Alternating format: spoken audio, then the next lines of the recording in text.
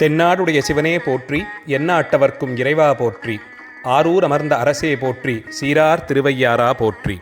விண்ணாளும் தேவர்க்கும் மேலாய வேதியனை, மண்ணாளும் மன்னவர்க்கும் மாண்பாகி நின்றானை, தன்னார் தமிழளிக்கும் தன்பாண்டி நாட்டானை, பெண்ணாளும் பாகனை பேணு பெருந்துறையில், கண்ணார் கடல்காட்டி நாயேனை ஆட்கொண்ட அண்ணாமலையானை பாடுதுங்கா நம்மானாய், சித்தம் தெளிவீர்காள் அத்தன் ஆரூரை பத்தி மலர்த்தூப முத்தீயாகுமே. எல்லாம் வல்ல அஜபாநடன கமலவசந்த தியாகராஜ பெருமான் திருவருளும் தர்மயாதீன குருமகா சன்னிதானங்களுடைய குருவருளும் கூடிவர, தர்மயாதீனத்தின் இணைய வழியிலான வானொலி நிகழ்ச்சிக்கு ஸ்ரீமத் வெள்ளியம்பலவான முனிவர் இயற்றி அருளிய முதுமொழிமேல் வைப்பு என்னும் நூலின் பாடல்களை நாள்தோறும் சிந்தித்து வருகிறோம். அதன் தொடர்ச்சியாக இன்றைக்கு அந்த நூலின் அறத்துப்பால் பகுதியில் அமைந்திருக்கும் 4வது பாடல் நமக்கு சிந்தனைக்கு விஷயமாகிறது. பெற்றது அவர் சைவத்து பேத சமாதியன்றி மற்று ஞானாந்தமென வந்தது இது, முற்றும் தனக்குவமை இல்லாதான் தாழ் சேர்ந்தார்க்கு அல்லால் மணக்கவலை மாற்றல் அரிது. சென்ற பாடலிலே வைதீக சமயங்களே ஆயினும், வேதத்தை அடிப்படையாக கொண்ட சமயங்களே ஆயினும், வேதாந்தம், வைணவம், துவைதம் போன்ற சமயங்கள் பக்குவம் அடையாத ஆன்மாக்களுக்கு என்றும், பக்குவம் அடைந்த ஆன்மாக்கள் அந்த வேதாந்தத்தின் தெளிவாக இருக்கும் ஆகம வழியிலான சித்தாந்தத்தை சேர்வார்கள் என்பதை ஆசிரியர் வலியுறுத்தியிருந்தார். அப்படி பக்குவம் அடையாத அவர்கள், அபக்குவிகளாக இருக்கும் அவர்கள் பெற முடியாத முத்திபேற்றை ஆகம வழியிலான சித்தாந்த மரபிலே நின்றவர்கள் எப்படி பெறுவார்கள் என்பது கேள்வியாகிறது. அந்த கேள்விக்கு பதிலாகவே அடுத்த பாடலான இந்த 4வது பாடல் அமைந்திருக்க காண்கிறோம். பெற்றது அவர் சைவத்து பேத சமாதியன்றி மற்று ஞானாந்தமென வந்தது இது. மற்றைய வைதீக சமயங்கள் யோக நெறியிலே நின்று யோக மார்க்கத்தை பிடித்து அதன் மூலமாக முத்தியை அடையலாம் என்று எண்ணுகிறார்கள். ஆகம வழியிலான சித்தாந்தம் அப்படி அல்லாது ஞானாந்த மரபிலே வந்ததாக அமைகிறது. ஞான மார்க்கத்தை பிடித்தவர்களாக இவர்கள் இருக்கிறார்கள். சைவாகமங்களிலே சரியை, கிரியை, யோகம், ஞானம் என்ற பகுப்பில் யோகம் வரையிலும் இருக்கக்கூடிய அந்த நெறிகளை பிடித்தவர்கள் பதமுத்தியை அடைவார்கள் என்றும், ஞானமாகிற அந்த நிலையிலே நின்றவர்களே பரமுத்தியை பெறுவார்கள் என்றும் கொள்ளப்படுகிறது. அதனால்தான் முதல் 3 பகுதிகளிலே ஆகமங்களில் சொல்லப்பட்டிருக்கும் விஷயங்களில் சிலவற்றை மற்றைய வைதீக சமயர்களும் ஏற்பார்கள். ஆனால் ஞானபாகமாக இருப்பது சித்தாந்தத்தின் தனித்துவமாக கொள்ளப்படுகிறது. இப்படி இவர்கள் முத்தியின்பத்தை அடைவதற்கு காரணமாக இருப்பது பிறப்பிறப்பாகிற அந்த சுழற்சியிலிருந்து தப்பித்து வெளியேறுவது. அதை எப்படி இவர்கள் பெறுகிறார்கள் என்று கேட்டால், தனக்குவமை இல்லாதான் தாழ் சேர்ந்தார் கல்லால் மனக்கவலை மாற்றல் அரிது என்னும் குறளின் பொருளை கொண்டு இதை தெளிந்து கொள்ளலாம். பிறவி பெறுவதற்கு காரணமாக இருக்கக்கூடிய காமத்தால் விளைந்த மயக்கங்கள், அதை பெற்று அதை அடுத்து வரக்கூடிய மனக்கவலை, இதை நீங்கி ஞானாந்தனந்த முடிவிலே நிற்பவர்கள் பிறப்பிறப்பாகிற சுழற்சியிலிருந்து பிழைத்தவர்கள் என்று கொள்ளலாம். அப்படி ஒருவர் மனக்கவலை அன்றி காமவிகாரங்களால் ஏற்படக்கூடிய குழப்பங்கள் இல்லாது தெளிவு பெற வேண்டுமென்றால் என்ன செய்ய வேண்டும் என்ற கேள்விக்கும் பதிலை வள்ளுவதேவநாயனார் இந்த குறளிலேயே வைத்திருக்கிறார். ஒப்பு உயர்வு சொல்ல முடியாத ஒருவன் தனித்திருக்கும் அந்த ஒருவனுடைய திருவடிகளை சேர்ந்தவர்களுக்கன்றி இதுபோன்ற மனக்குழப்பங்களிலிருந்து தப்பிப்பதற்கு வேறு வழி இல்லை என்பது வள்ளுவர் கண்ட தீர்ப்பாக அமைகிறது. தனக்கு உவமையில்லாதான் தாழ் சேர்ந்தார்க்கு அல்லால் மனக்கவலை மாற்றல் அரிது. இதிலே உவமை சொல்ல முடியாத சிறப்புடைய இறைவனுடைய தன்மைகளை பரிமேலழகர் தெளிவிக்கிறார். ஒருவாற்றானும் தனக்கு நிகரில்லாதவனது தாளை சேர்ந்தார்க்கு அல்லது, எந்த ஒரு படிநிலையிலும் இவனுக்கு நிகர் என்று ஒருவரை ஒப்பாகச் சொல்ல முடியாத தனி சிறப்பியல்புகள் பெற்றவனாக விளங்கக்கூடிய இறைவன் அவனுடைய திருவடிகளை சேர்ந்தவர்க்கு அல்லாது மனத்தில் எழக்கூடிய துன்பங்களை நீக்குதல் என்பது முடியாத செயலாக இருக்கும். மனக்கவலை மாற்றல் அரிது என்று சொல்லப்படுகிறது. மனக்கவலையை விட்டு நீங்குவதற்கு வேறு வழி இல்லையா என்று கேட்டால், நாலடியாரில் வரக்கூடிய 109வது பாடலை இந்த இடத்தில் பரிமேலழகர் மேற்கோளாக காட்டுகிறார்.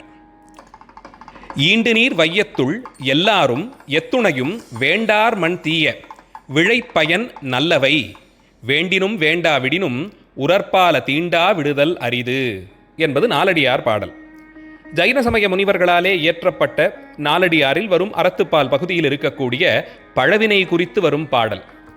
என்ன செய்தாலும் நம்மை வந்து சேர வேண்டிய வினை சேர்ந்தே விடும், அதிலிருந்து தப்பிப்பது முடியாது என்பது சமணர்களுடைய தெளிவு. அதனால்தான் இந்த பாடலில் நீரால் சூழ்ந்த இந்த உலகத்தில் வாழக்கூடிய உயிர்கள் எப்போதும் இன்பத்தையே வேண்டி இருந்தாலும், ஒருவரும் துன்பத்தை வேண்டாதே நிற்பது இயல்பானாலும், வந்து சேர வேண்டிய வினை நல்வினையோ தீவினையோ அதிலிருந்து தப்பிக்க முடியாது என்பது ஜைன சமய கோட்பாடு. அதை வலியுறுத்தி இந்த நாலடியார் பாடல் பாடப்படுகிறது. உரற்பால தீண்டா விடுதல் அரிது, பெற வேண்டிய இன்ப துன்பங்களை பெறாமல் இருக்க முடியாது, வந்து சேர வேண்டியது நிச்சயம் நம்மை வந்து அடையும் என்பது சமணர்களுடைய தெளிவு. இதை மறுத்துரைக்கும் விதமாக இருக்கிறது பரிமேலழகர் வரைந்திருக்கும் வள்ளுவருக்கான இந்த உரை. அதனால்தான் இந்த பாடலில் சமணர்கள் வந்து சேர வேண்டிய வினை நம்மை எப்படியும் வந்து சேரும் என்ற கொள்கையில் நிற்க, வள்ளுவர் அப்படி அல்லாது மனக்கவலையை மாற்றக்கூடிய, தீவினையால் வரக்கூடிய மன துன்பங்களை மாற்றக்கூடிய இறைவன் திருவடிகளில் விழுந்து வணங்குதலாகிற செயலை மேற்கோள் காட்டுகிறார். எத்தனை ஆழமாக இதனுடைய பொருளை உணர்ந்தவராய் இருந்திருந்தால் பரிமேலழகர் பொருத்தமாக இந்த இடத்தில் ஜைன முனிவர்கள் இயற்றிய அவர்களுடைய பழவினை குறித்த கோட்பாட்டை விளக்கும் நாலடியார் பாடலை மேற்கோளாக காட்டியிருக்க வேண்டும். வள்ளுவதேவ நாயனார் ஆகம வழியிலான சைவ சித்தாந்தத்தை கரைகண்டவராக இருந்தார் என்றும், அதையே அவர் வழக்கமாக கொண்டிருந்தார், அது தன்னுடைய சமயம் என்று அறிந்திருந்தார் என்பது பரிமேலழகர் உரை மூலமாகவும் நமக்கு தெளிவாகிறது. தனக்கு ஓமையற்றவனான இறைவனுடைய திருவடிகளை சேர்ந்தவர்களுக்கு அல்லாது, அந்த திருவடிகளை வணங்கி வழிபடுபவர்களுக்கு அல்லாது, மனத்தின் கண் எழக்கூடிய குழப்பங்களை துன்பங்களை நீக்கி இன்பமான வாழ்வை பெறுதல் அரிதான செயல் என்பது பொருளாகிறது. அதனால்தான் வைதீகர்களே ஆகினும் மற்றவர்கள் யோக மார்க்கத்திலே நின்றுவிட அடுத்திருக்கக்கூடிய ஞானாந்தத்தில் நின்றவர்கள் ஆகம வழியிலான சைவர்கள். அவர்கள் வேத சமாதியின்றி அந்த நிலையிலே நின்றுவிட ஞானாந்தம் என வந்தது இந்த குறள் மூலமாக தெரிவாகிறது. பெற்றது அவர் சைவத்து பேத சமாதி அன்றி மற்ற ஞானாந்தம் என வந்தது. இது முற்றும் தனக்குவமை இல்லாதான் தாழ் சேர்ந்தார் கல்லால் மனக்கவலை மாற்றல் அரிது என்பது பொருளாகிறது. சரியை கிரியை யோகம் என்னும் செய்கையிலே பதமுத்தியை பெற்றவர்கள் இருக்க, ஞான நிலையிலே நின்றவர்கள் பரமுத்தியை பெறுவார்கள் என்பதே சித்தாந்த சாத்திரம். இந்த இடத்தில் தர்மயாதீனத்தின் குருமுதல்வராக இருக்கக்கூடிய குருஞான சம்பந்த சுவாமிகள் இயற்றியருளிய முத்தி நிச்சயம் அருள் நூலின் பாயிர பாடல், தன்னுடைய ஆச்சாரியரை வணங்கி அவர் துதித்து தொடங்கக்கூடிய முதல் பாடல் சிந்தனைக்கு விஷயமாகிறது. சீர்மேவும் ஆரூர் சிதம்பரநாதன் என்னும் பேர்மேவு ஞானப்பிரகாசன் தார்மேவு சேவடிகள் போற்றி திகழ் முத்தி நிச்சயம் ஒன்று ஆவது என மொழிவேன் யான். இந்த நூலின் திருநாமம் முத்தி நிச்சயம் என்பது. இந்த பாடலிலே இன்ன காரியம் செய்பவர்கள், இன்ன செயல் செய்பவர்களுக்கு முத்தி நிச்சயம் என்று வரையறுத்து கொடுக்கிறார் குருஞான சம்பந்த பரமாச்சாரிய சுவாமிகள். தன்னுடைய ஆச்சாரியருடைய திருவடிகளை வணங்கி ஆரூர் சிதம்பரநாதன் என்னும் திருநாமமுடைய கமலை ஞானப்பிரகாசரான தன்னுடைய ஆச்சாரிய சிரேஷ்டர் அவருடைய பூவார் பொன்னடிகளை வணங்குதலால் போற்றி இருப்பதினாலே தனக்கு முத்தி நிச்சயம் என்பதை வரையறை செய்கிறார். இந்த நூலில் இருக்கும் எல்லா பாடல்களினுடைய பொருள் தொகுப்பாக இந்த முதல் பாடலை கொள்ளலாம். குருநாதருடைய திருவடிகளிலே அதை சிந்தனை செய்து அந்த பூவார் திருவடிகளை நாள்தோறும் மனத்தால் வணங்கி வழிபடுபவர்களுக்கு முத்தி நிச்சயம். அவர்கள் கவலையை அறுத்து அவர்களை தீவினை வந்து அடையாதபடிக்கு காத்து இப்பிறப்போடு இந்த பிறப்பிறப்பு சுழற்சியிலிருந்து அவர்கள் மீண்டவர்கள் ஆவார்கள் என்று பொருள்படவே குருஞான சம்பந்தரும் தன்னுடைய முதல் பாடலில் இந்த கருத்தையே பதிகிறார். ஆக வள்ளுவதேவ நாயனார் அவருக்கு உரையாத்த பரிமேலழகர், அவர் மேற்கோள் காட்டும் நாலடியார் பாடல், அதிலிருந்து வள்ளுவர் மாறுபட்டிருக்கும் திறன், குருஞான சம்பந்தருடைய முக்கியமான அருள் நூல் முத்தி நிச்சய நூலிலே முதல் பாடலாக அமைந்திருக்கும் குருநாதரை வணங்குதல், இத்தனை சிறப்புகளையும் வெள்ளியம்பலவான முனிவருடைய இந்த ஒரு பாடல் நமக்கு சிந்திப்பதற்கு ஒரு வழியை வகுத்து தந்துள்ளது இன்றைய தினம். அந்த பாடலை மீண்டும் கூறி இந்த உரையை நிறைவு செய்கிறேன். பெற்றது அவர் சைவத்து பேத சமாதியன்றி மற்று ஞானாந்தமென வந்தது இது.